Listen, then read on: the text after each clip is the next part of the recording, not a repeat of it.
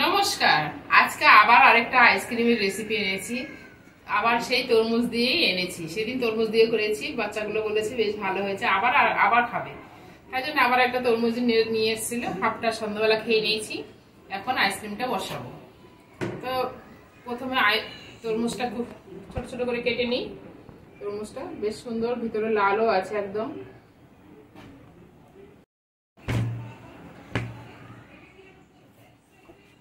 প্রথমে কেটে নিচ্ছি।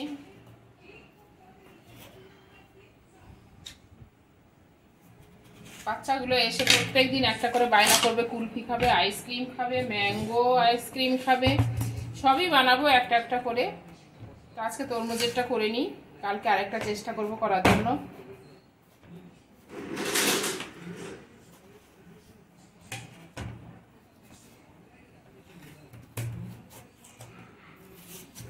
এভাবে কেটে বের করে নেব।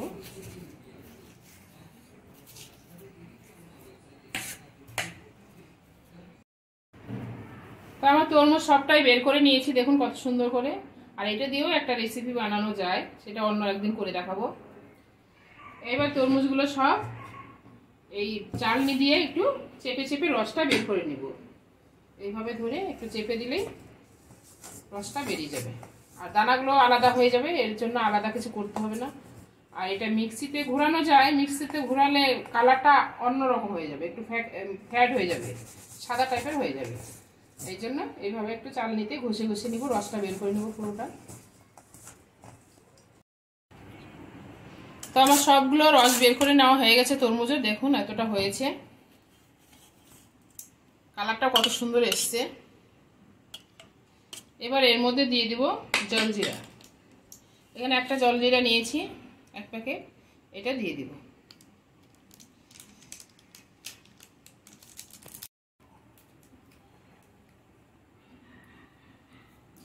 জলজিরাটা দিয়ে দিব, পুরোটা দিব না, অল্প দেব, এটুকুন হলেই হয়ে যাবে। এবার এর মধ্যে দিয়ে দিব চিনি। চিনিটা এখানে আমি গুঁড়ো করে নিয়েছি, দেখুন মিক্সিতে আমি গুঁড়ো করে নিয়েছি। এখান থেকে আমি 2 চামচ চিনির গুঁড়ো দিয়ে দিব।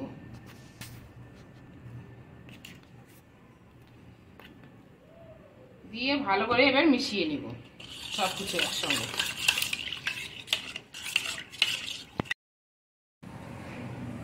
তো চিনিটা ভালো করে মিশে গেছে। এবার আমি একটা মগ নিয়েছি, মগের মধ্যে ঢেলে নেব, যাতে কন্টেনারে ঢালার সময় পড়ে না যায়, ঢালতে সুবিধা হয় মগ থেকে। এই জন্য মগের মধ্যে ঢেলে নিয়েছি। কালারটাও কি সুন্দর এসছে একদম।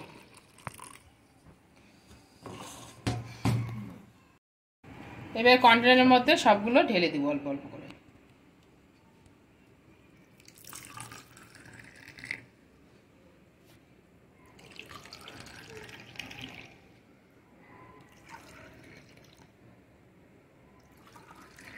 আবার কম বেশি হলেও বাচ্চাগুলো বলবে এটা ছোট, ওটা বড়, ওটা খাবো, সব সমান করতে হবে।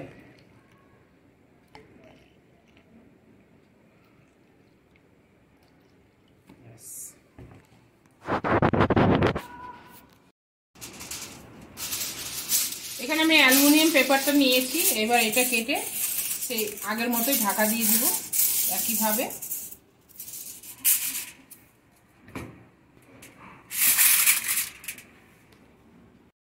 সুবিধা হবে, নাহলে বাঁকা হয়ে যাবে, উঠে যাবে, সুন্দর হয়ে বসবে না।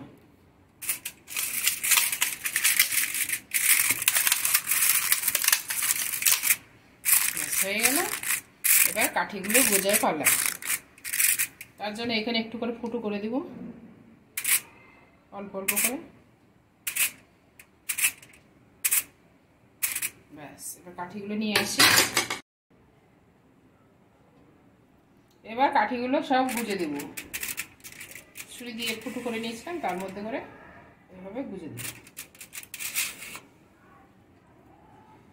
কত সহজে রেডি হয়ে যাবে একদম তরমুজের আইসক্রিম। অল্প একটু তরমুজ দিয়ে অনেক কটা হয়ে যায়।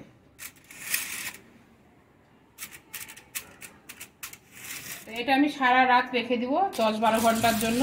এটা আমি কালকে বের করব, কালকে বের করে আবার পুরোটাই দেখাবো।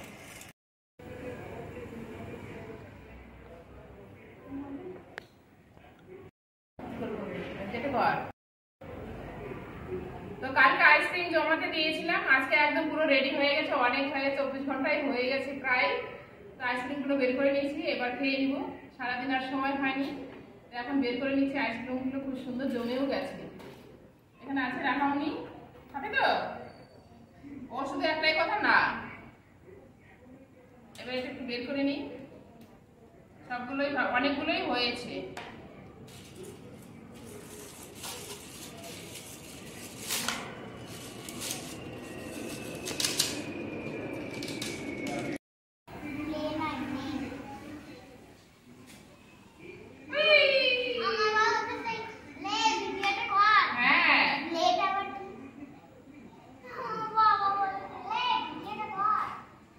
কত সুন্দর বেরিয়ে গেছে, আর কি সুন্দর দেখতেও হয়েছে। শুরু হয়ে গেল।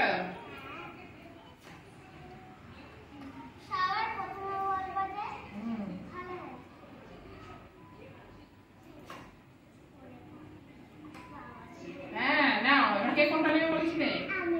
আচ্ছা, তোমার লাগবে না? ওটা খাবে, মা খাবে, ওই যে আমি খাবে না।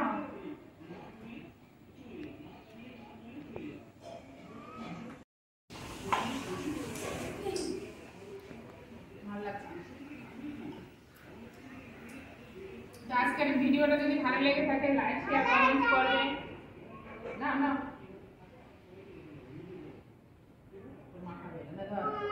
ধরো ধরো ধরো।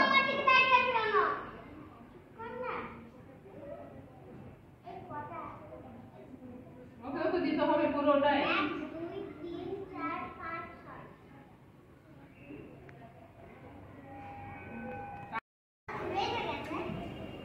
কেমন হয়েছে বলো সবাই?